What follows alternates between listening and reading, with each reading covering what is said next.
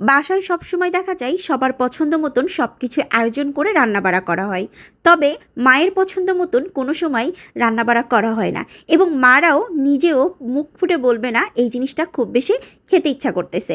But কয়দিন যাবৎ আম্মু বারবারই বলতেছিল এই জিনিসটা তার খুব খেতে ইচ্ছা করতেছে, তাই চিন্তা করলাম আজকে আমার আম্মুর জন্য আয়োজন করে শুধুমাত্র মায়ের জন্যই রান্না করব। হ্যালো এভরিওয়ান, আসসালামু আলাইকুম।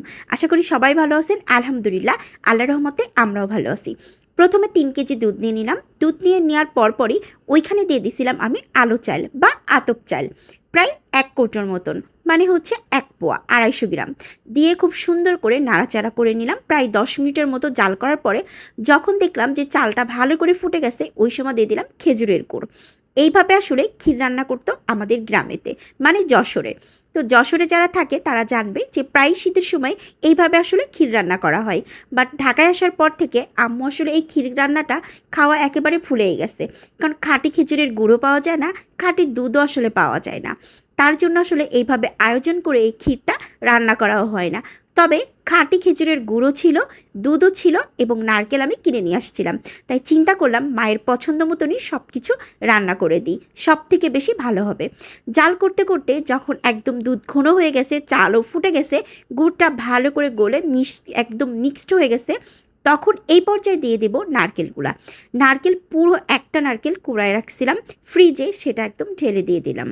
মিষ্টিটা যাতে সবসময় ব্যালেন্স হয় এই জন্য কিন্তু আমি সামান্য পরিমাণে লবণও দিয়ে দিছিলাম।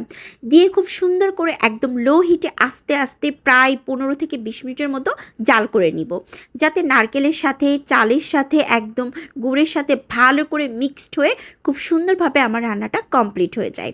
প্রায় 25 মিনিট পরে খুব সুন্দর করে আমার ক্ষীর রান্নাটা তৈরি হয়ে গেছে। আপনাদের কোন কোন অঞ্চলে এইভাবে ক্ষীর রান্না করেন অবশ্যই কমেন্ট করে জানাবেন। আমাদের যশোরে কিন্তু শীতের সময় এভাবে ক্ষীরটা রান্না করে।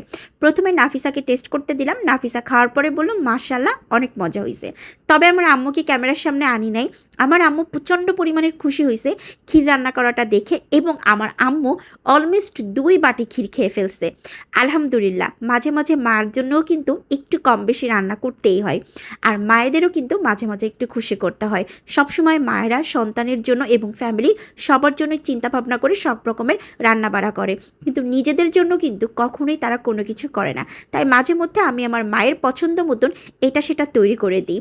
সবাই ভালো থাকবেন এবং অবশ্যই লাইক কমেন্ট শেয়ার করে সবসময় পাশে থাকবেন। আর আপনাদের সবাইকে জানাই অসংখ্য অসংখ্য ধন্যবাদ এভাবে পাশে থাকার জন্য।